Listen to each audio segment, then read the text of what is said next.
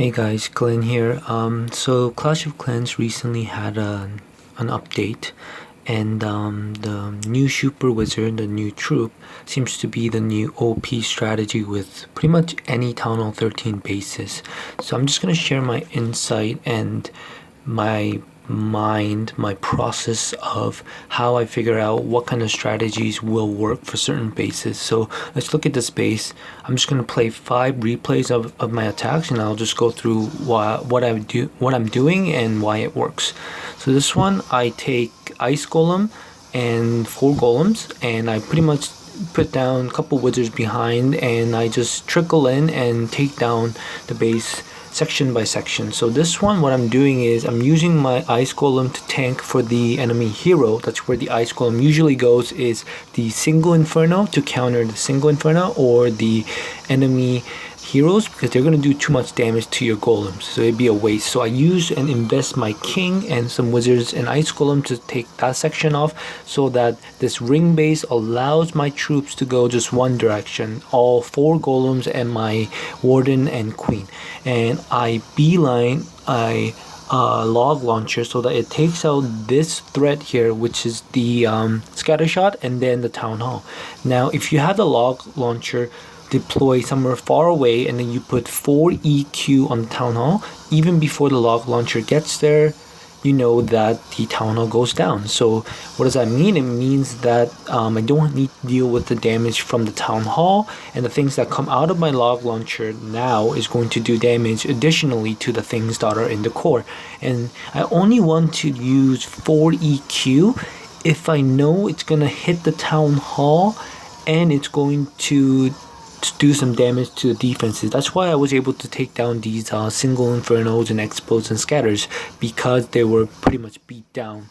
And if you look closely, I kind of swag my RC. I could probably finish this base with the golem, the super wizards, and my queen. Now one thing I realized from watching the replay is you should be pretty careful with just how you deploy your super wizard, because they're going to die pretty quickly. Like, I don't know if you saw at the end, I only had like 1 super wizard left. So you don't want to drop all of your super wizards at once. You want to sort of trickle them in, 2-3 of them section by section, and they're going to live longer. And it's usually the splash damage, like mortar, wizards, and town hall, it's gonna get your super wizard. So you just got to be careful with that. Now let's have a look at this base. If you look at this base carefully, the reason why I don't use an earthquake is because I'm going to enter directly into the town hall. So I don't want to wake up the town hall and let the town hall do the damage to my super wizards too early. So instead I invest in jumps. And because these walls are all like really sectioned off, section by section, what this jump is going to allow me to do is access all of this, and it's going to be fairly a straight line. It's not gonna make my troops go like all over the place. They're gonna go pretty much one direction, and that's the key to using jumps instead of earthquake spells. So let's have a look here. The jump allows my my golems to enter into the base first. I wait on the warden ability until the town hall is active. Now I don't want to use it too early, so I actually freeze the town hall and then I use my warden ability. This allows my wizards and my golem to live much longer and get much deeper within. And super wizards, after the entry point, they like, if you look closely here, all my super wizards are pretty much dead, like in the core, except like 1 or 2 alive. So you just gotta remember that super wizards are very fragile. They're gonna be very destructive, and especially on a base like this where defenses are very clustered and 1 or 2 tiles apart, they're gonna do massive damage in the entry point, but at the end it's really the king and the queen and the warden doing the finishing and the cleanup. Now I do have the hogs come out of the siege barrack here and do additional damage to the Tesla farm here, and then some of the other defenses. The reason why instead of doing a log launcher, I do siege barrack is siege barracks, if you think about it, does so much more damage and bring value to taking down defenses, because they're going to give you the hogs for the RC to travel with to get the backside of the defenses. But not only that, the wizards that it spawns, along with one of my ice golems and the pekka, it's going to, like, I don't know if you saw the replay here, but that alone was enough to get part of that Tesla and the defenses over there. So that's much more value than a log launcher that's gonna open up base and maybe take down one or two defenses. So that's just sort of the balancing you gotta do. You gotta think about, like, is it better to bring the log launcher to get the town hall and some of these other defenses, or do I bring the siege barrack with the hogs to bring more value?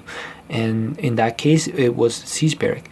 Now let's look at this base. This base technically is a ring base with the town hall and the heroes in the core. So what I do is I cut the ring by taking out a huge thread of the base, which is at the top with the single inferno and 2 scatters. I was hoping I'd get one of these scatters, and I do. I think, yes, I do, with the loons. And it's always good to take 1 or 2 loons behind the blimp, with the yetis, because it's going to just do a bit more damage than just what the blimp gives you. So I like to do that. So what I'm doing here is I'm creating, because I created one side of the funnel of this ring, which is this side, for my troops to go in here and not go outside. I need the warden to cut off these defenses. So this allows my troops to go straight into the base and not go outside, and these jumps are going to open up enough of the base for my troops to go just where I want them, which are the defenses, the town hall, and the core. So as the yeti and the bowlers, and this is the same thing as the golem and super wizard, you just want to time the warden ability when the town hall wakes up in the core. I get town hall now. I kind of popped the warden ability a little too early, so I'm going to get the damage from the town hall a bit, which is why I think a couple of my troops die. And then I drop in 2 witches behind my RC. My RC will do the work to take down the quad expos at 6 o'clock, and then the witches that I deploy over here are sort of acting as like cleanup troops, but they also help my heroes near the end take out and tank for some of the defenses. So it's always good to put either like a siege barrack, but here I use the blimp siege barrack, and then like 1 or 2 witches, and that just allows you to take down a lot of stuff. And it's especially effective, the 2 witches, if your king or a ice golem or your warden queen is in front of your witches. They're just going to bring you so much more value than just the witches traveling by themselves. So in this one, I believe I swag my freeze because I didn't need it. I should have used it for the quad Teslas, which did a lot of damage to my RC, but it was too late, and I knew with the queen ability still intact, I'll probably get the 3 for sure. So that's it with this one. Let's fast forward, and I get the triple. Next one we're gonna check out is another super wizard and hog attack. It's this one, and this one just I'll give you the math on why I have one less golem and more hogs, is because I'm going to use my siege barrack. Just like I said, I don't want it the log launcher or something else to wake up the town hall too early, and I just knew that the EQ could bring value, but a jump would be enough to access all those defenses with the warden ability. So I only bring in 3 golems, ice golems, and the super wizard to just take down the town hall and the key defenses here, which is all by the town hall. So as long as my heroes get that, I have the back end all to the hogs and the RC here. So when I see the hogs come out, I know that it's going to face primarily initially the bomb tower, which is why I heal right there for those hogs to live much longer. And then I just sort of trickle in the 10 hogs like this to sort of funnel my RC and my hogs this way. And my second heal is going to be invested for the wizard tower here, so those hogs live even longer. I brought a couple freezes for initially the town hall, but also for the back end single inferno, so that my RC can live through that, which I think the single inferno does target my RC here, so it was a good call. But I'm pretty sure even without the freeze I would have gotten the triple because I have the queen ability intact. But who knows, that freeze does make it a much safer 3-star here. So again, it's just about, the value that I'm getting with the golem and the wizard. If I don't think it's going to be able to travel, which the wizards just don't live through, they're not gonna, go through the whole base and get to the back end, and the eagle, they're just not gonna live through that. That's where the extra hogs and the freezes and the heals come in handy to keep my RC up and do more damage. The last video I'm going to show is going to be a little bit different, something I haven't done I think yet, but I knew that it was going to work, so I did it and it worked. So this one is, it's the blizzard using the blimp with the super wizard, and I'll come at the end. But it first starts with a warden walk, a warden charge. So I'm just taking down key defenses where these defenses are not going to threaten or kill my warden, but I'm going to be able to pick those defenses up for free.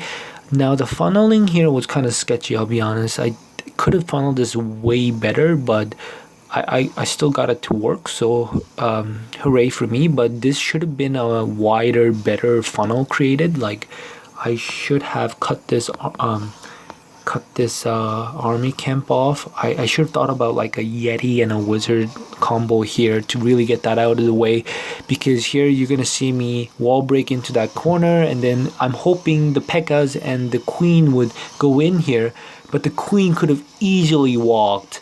Now my king, I did plan for it to walk to create the funnel, but it was a very narrow funnel here.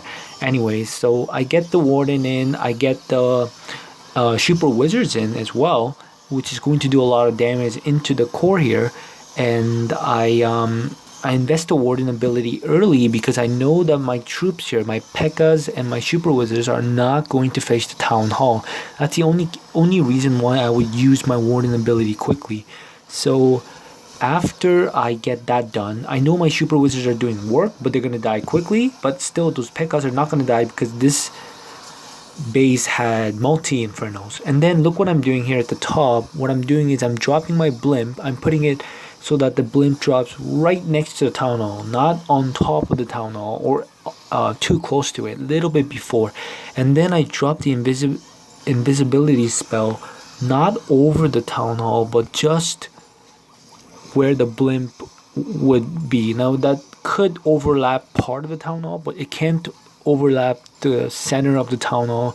Then the town hall will disappear and the super wizards will not splash damage or attack the town hall. So you just got to be really careful with that rage and the invisibility spell. The reason why I don't use a blimp with the yetis here, but I invest the rage into invisibility spell, is because I knew there was warden and other things in that compartment that should be taken down, and they're going to kill my yetis.